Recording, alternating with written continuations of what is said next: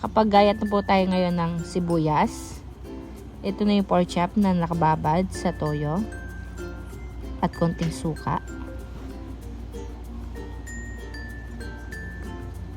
Mag-init tayo ng mantika. Iprito muna natin ang binabad nating ulam.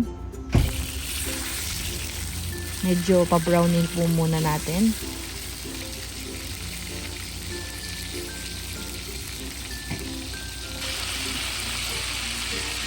At pag medyo mapula na, pwede na po nating hanguin.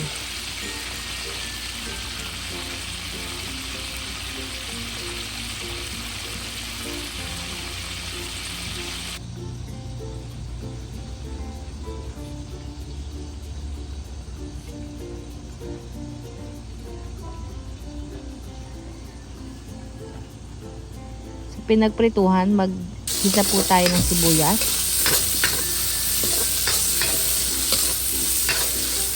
Papulahin lang po natin.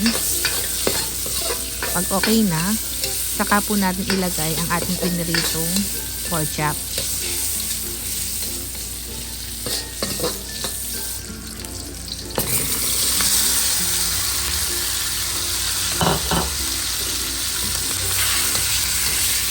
Lagyan natin ng konting tubig.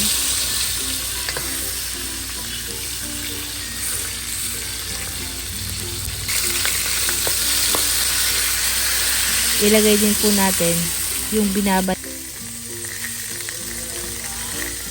nating toyo. Pwede na rin po natin ilagay dyan.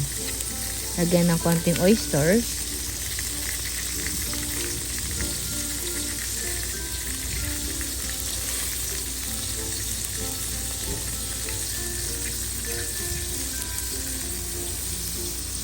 Lagyan ng konting paminta at ng seasoning. Pag medyo kumukulo na, lagyan po natin ng konting kalamansi. 5 kalamansi lang po.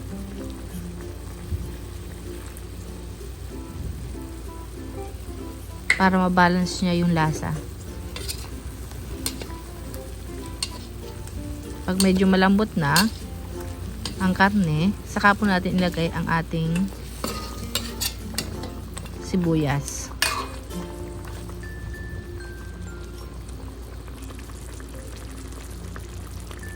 Pwede na po natin i-serve.